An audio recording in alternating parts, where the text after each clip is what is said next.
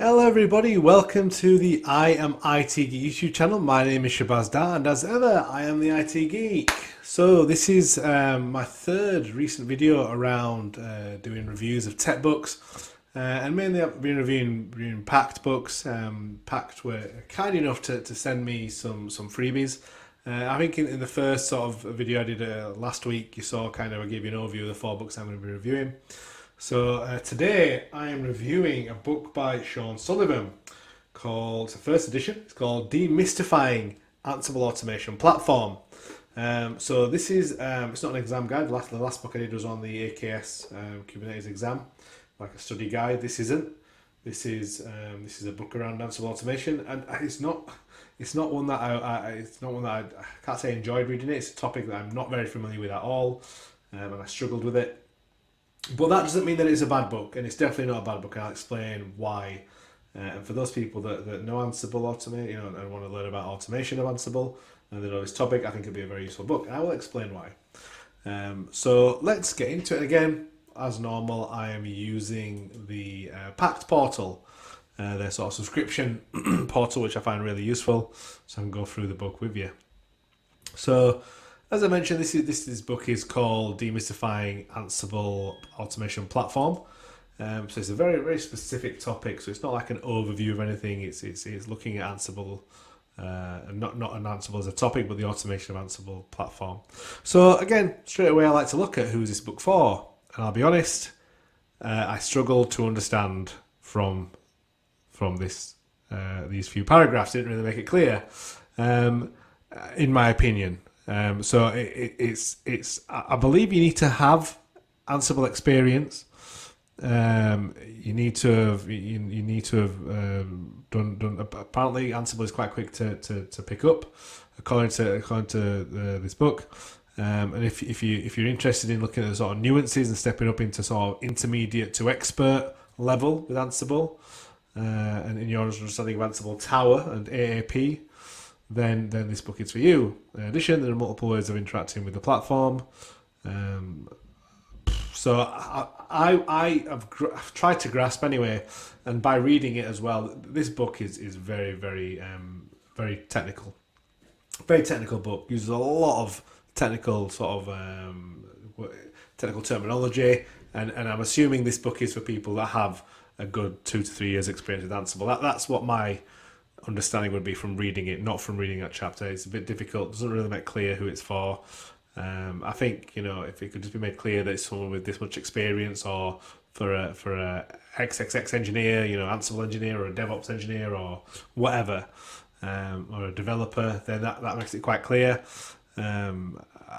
It's a very nonchalant way of writing that particular paragraph. So I think it could be a bit more clearer, but I think I've grasped that it's for someone with sort of who wants to get sort of that expert level with understanding of Ansible. So not a book for me, because I'm not even a novice. I'm below a novice when it comes to Ansible.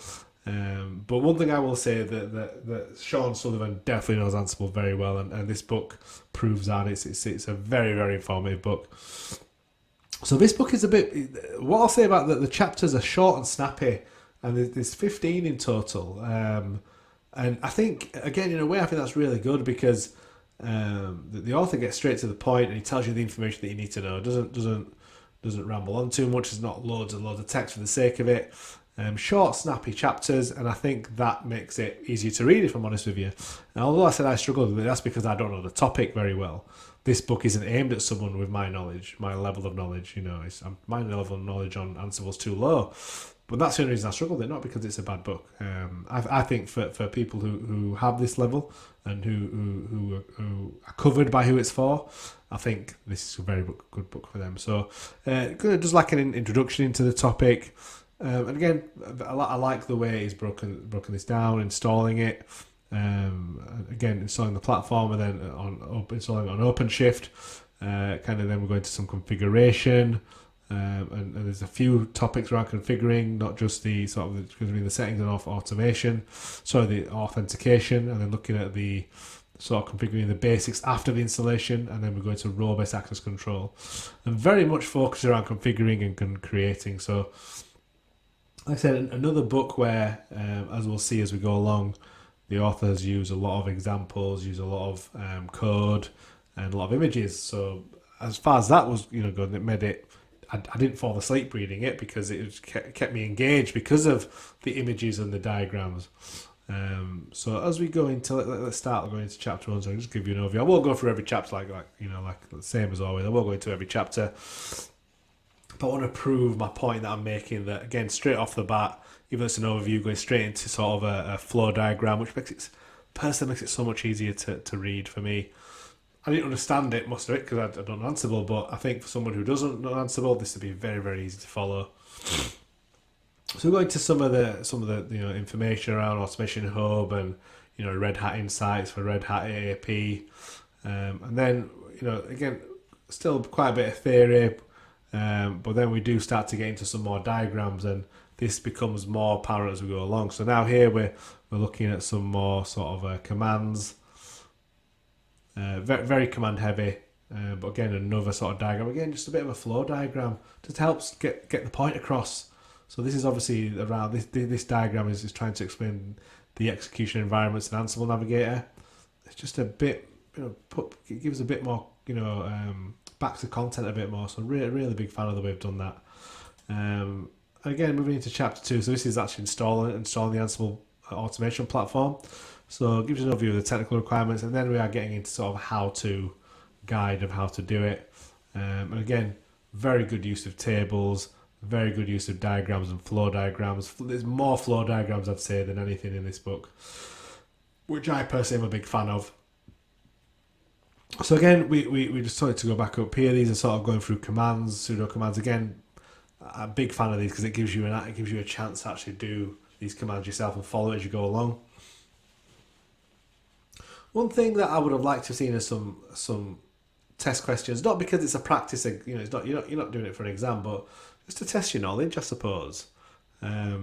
This is like this isn't sort of the reference book that I looked at, that we looked at with the AWS one.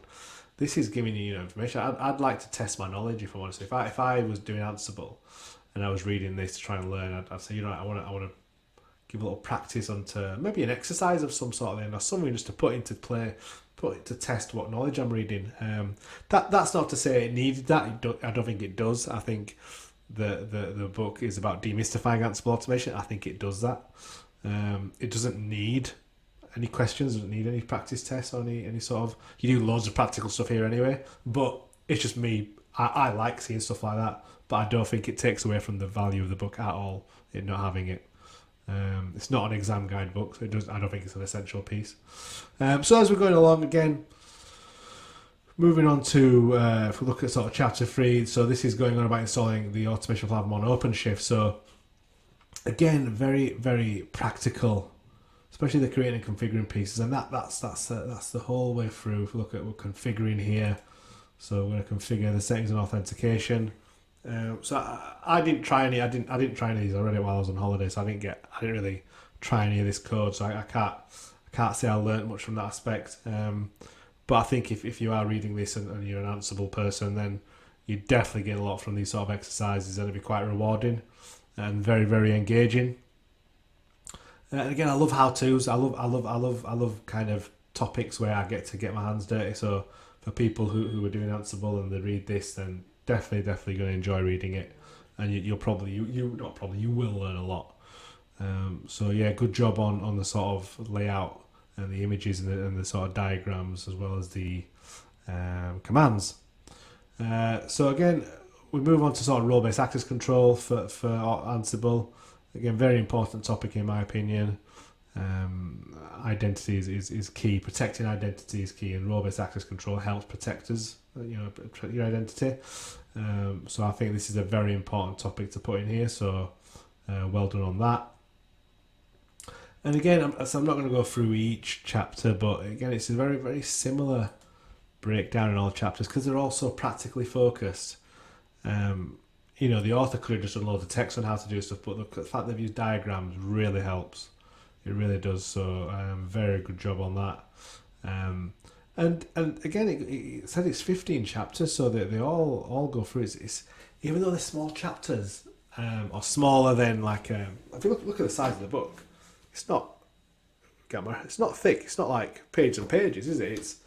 It's like almost 300 pages. And if you look at the other books I read, this AWS one, which was that was 240 nearly, and that was like that was 8 chapters. Yes, that's 8 chapters.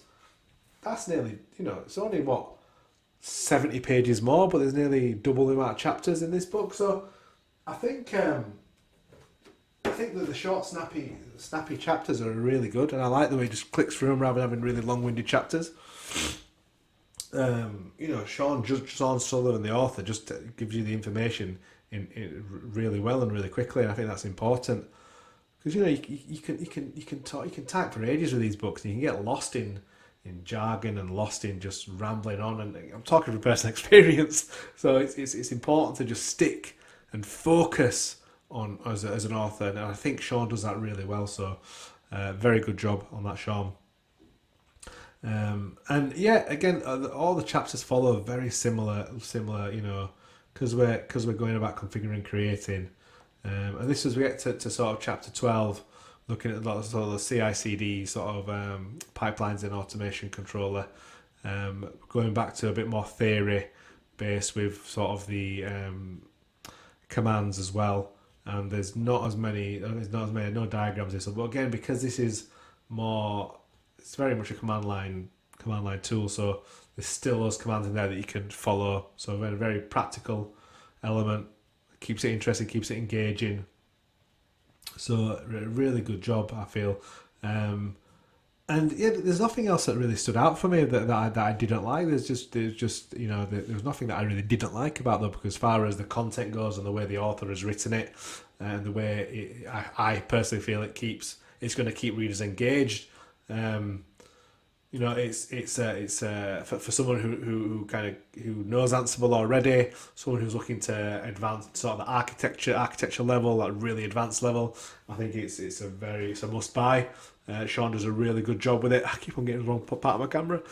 Sean does a really good job with it, and I would recommend it if you know Ansible and want to learn more. This is a very good hands-on book. You'll really have fun reading it, because you'll be doing a lot of practical labs with this. So well done, Sean. Well done, Packt, again, another really good book. And as always,